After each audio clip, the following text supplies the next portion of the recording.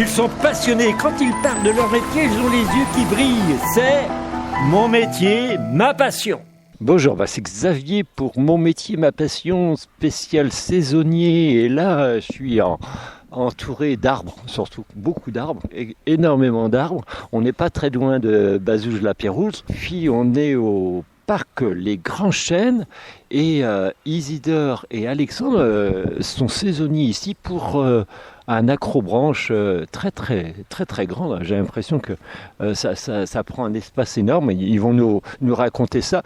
Et je vais commencer par Alexandre. Je voudrais savoir un petit peu, ça fait combien de temps que tu fais saisonnier sur l'accrobranche? Je crois que c'est peut-être la première année ou la deuxième année. Ouais, alors moi c'est ma première année et j'ai commencé en juin. Pourquoi tu as choisi l'accrobranche? C'est un hasard comme ça ou tu adorais faire ça? Non, moi j'habite dans le village juste à côté, à Bazouges-la-Pérouse. Et juste en venant au hasard avec ma belle-fille qui venait pour faire l'accrobranche, j'ai demandé s'ils cherchaient quelqu'un en fait. Et ils m'ont accepté et ils ont dit oui, on cherche quelqu'un. Et voilà, je me suis retrouvé donc en quelque sorte par hasard, mais en même temps c'était proche de mon logement. Oui, ça c'est du pratico-pratique absolument intéressant. Vous avez un public très différent puisque vous accueillez aussi bien des enfants que des adultes. Comment vous traitez les différents publics? Oui, on a tout un public, enfants, adultes, ados. Et en fait, donc les enfants, on a un parc enfant. Pour les ados et adultes, on va avoir un parc plus grand, plus en hauteur. Et comment on les traite? Comme des gens, ils se viennent en vacances, on prend du plaisir à les équiper, à les faire monter dans les arbres et à les voir s'amuser, si vous voulez. Après, forcément, les enfants, c'est toujours un peu la découverte. Il y en a qui sont très heureux de monter, d'autres qui ont parfois un peu plus peur. Et chez les adultes, pareil, on va avoir le même type de profil, mais plus haut dans les arbres finalement. D'accord.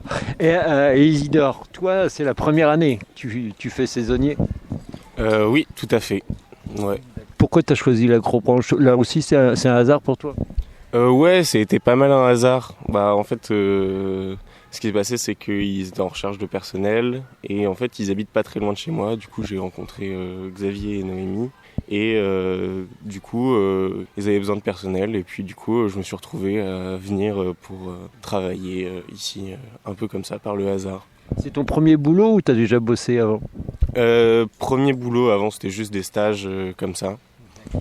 Et c'est une expérience intéressante pour toi? Ouais, en fait j'ai un peu découvert le fait de grimper comme ça, où moi j'aime bien ce côté un peu plus physique, pratique, du coup du travail, et du coup je trouve ça intéressant. D'accord. Et quelle est ta formation? Est-ce que ça a un lien avec ta formation, par exemple sur la nature, etc. ou ça n'a rien à voir? Moi j'ai pas du tout de formation de base, et justement en arrivant ici, du coup j'ai eu une formation pour justement venir... Oui, mais tu veux faire quel métier plus tard? C'est ça, c'était ça ma question. Ah mince, pardon. J'avoue, moi j'ai pas trop d'idées de ce que je veux faire plus tard. J'avance pas mal au hasard et là les choses se sont présentées et puis ça s'est fait comme ça quoi. Et potentiellement ça pourrait être un métier pour toi, ça, par exemple, faire animateur nature par exemple, parce qu'on est un peu dans cet esprit-là là. Je me verrais pas faire ça toute ma vie, mais le faire les étés, je trouve ça plutôt sympa et il y a un côté convivial un peu où on voit du monde, ça brasse du monde. Moi j'aime beaucoup ça, du coup j'aime bien ce côté-là.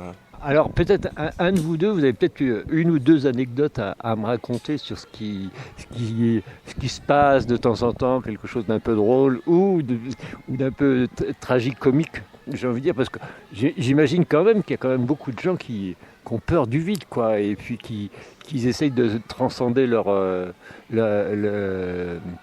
de se transcender pour y arriver, quoi. Comment vous les accompagnez? Alexandre, tu veux essayer de répondre à ça? Des anecdotes franchement marrantes, ça me vient pas comme ça, mais après, oui, ça nous arrive des fois d'avoir des gens apeurés et qui en fait ont envie d'essayer. Donc nous, quand on est au sol, notre travail aussi, c'est de motiver les gens, c'est d'être là pour leur dire allez, essaye, tu vas t'amuser. Et puis souvent, ils partent et ils s'amusent et quand ils redescendent, ils nous remercient. Et puis d'autres fois, des gens qui ont un peu plus peur et qui doivent descendre en fait parce qu'ils sont complètement bloqués. Donc j'ai pas d'anecdote particulièrement marrante, mais voilà, c'est les actions qu'on va avoir tendance à faire sur le parc. Ouais. Isidore, tu as peut-être aussi une anecdote Pas directement, mais c'est un peu comme ce que dit Alexandre, où les gens ils paniquent un peu sur tout le long du parcours, mais au final ils finissent quand même par y arriver. Mais où des fois c'est vraiment ils paniquent quoi, où on l'entend paniquer, avoir peur et tout le long, mais ils vont quand même jusqu'à la fin malgré le fait que ça fasse peur ou des choses comme ça. Il y a beaucoup d'encouragement à donner aux personnes pour qu'ils aillent jusqu'au bout. Oui, en fait surtout, je pense que Isidore et moi, ce qui nous amuse beaucoup, c'est qu'on discute beaucoup avec les gens, on aime bien le contact, donc du coup on aime bien, même quand les gens sont dans les arbres, leur poser des questions un peu sur leur vie, ils prennent leur temps, des fois ça bouchonne un peu parce qu'il y a beaucoup de monde, donc ils ont le temps de nous dire quelques mots, et c'est ça qui nous fait vivre et marrer au sein de l'Acrobranche aussi, quoi. C'est de pouvoir avoir ce contact, d'encourager les gens, de les voir aussi s'amuser, de bien s'amuser et de se surpasser aussi, c'est vraiment quelque chose de cool. Alors là, vous êtes là tous les deux pour les 2 mois, ou ça dure un petit peu en septembre aussi, non? Vous êtes là pour les 2 mois, Isidore? Moi je suis là depuis fin avril, début mai à peu près, je suis arrivé à peu près là. Ça fait plus de 2 mois que je suis là et que je travaille ici. Et Alexandre? Moi j'ai commencé en juin du coup et je finis en août aussi, fin août. Ok. Peut-être une dernière chose là-dessus. Est-ce que vous savez un petit peu le nombre de personnes que vous accueillez ici, ou c'est peut-être une question plus difficile? Le nombre de personnes qui sont accueillies ici sur une saison par exemple? Une saison entière? Ouais. Une saison entière, moi je serais bien incapable. Par jour, des fois ça peut aller, des fois de 40 quand il fait pas trop beau, à peut-être 100, 150 personnes. Des fois plus. Dans la saison, il y a des grosses journées, ça arrive aussi, surtout en août. Et vous êtes combien à encadrer les personnes ici, Isidore? Là dans l'équipe, on est 8. Mais du coup, en général, sur une journée, on va être 6 ou 7 à peu près. D'accord, oui, il faut bien prendre des congés de temps en temps. Est-ce qu'au niveau sécurité, au niveau sécurité, ça reste quand même la chose principale sans doute pour votre métier. Comment ça se passe? Il y a des gens qui essayent d'enlever leurs mousquetons ou des choses comme ça, ou vous n'avez aucun problème à ce niveau-là?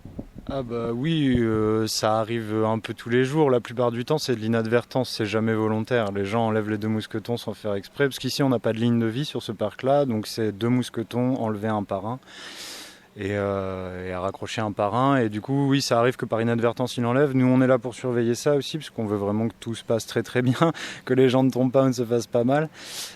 Mais c'est très très rare que des gens les enlèvent volontairement, pour faire les pitres, c'est clair. Alors là c'est un métier de saisonnier, donc c'est pas le métier que toi, Alexandre, tu veux faire. Isidore, il nous en a parlé un petit peu. Est-ce que tu as des projets professionnels? Oui, moi, projet professionnel, chez moi j'ai un studio du coup de production musicale, en mode home studio. Donc j'ai mon ordi, ma cabine, et j'aimerais rencontrer plus d'artistes possibles et en enregistrer. Ça serait ça ma passion, travailler en studio en fait. Voilà. Ok, je vous remercie beaucoup. C'était Alexandre et Isidore pour les grands chênes. Et puis je les laisse travailler parce que là ils ont déjà du monde et il faut qu'ils aillent bosser. Merci beaucoup. Au revoir. Bonne journée. Bonne journée. Eh bien, c'était Xavier pour ce premier moment avec Acrobranche de Bazouges-la-Pérouse. On va aller sur une deuxième mission où on va essayer de découvrir un petit peu ce qu'est ce lieu-là avec Xavier qui va nous dire un petit peu comment il a été créé, comment il a évolué et qu'est-ce qui se passe autour de ce lieu-là. Donc à la semaine prochaine pour ce deuxième épisode.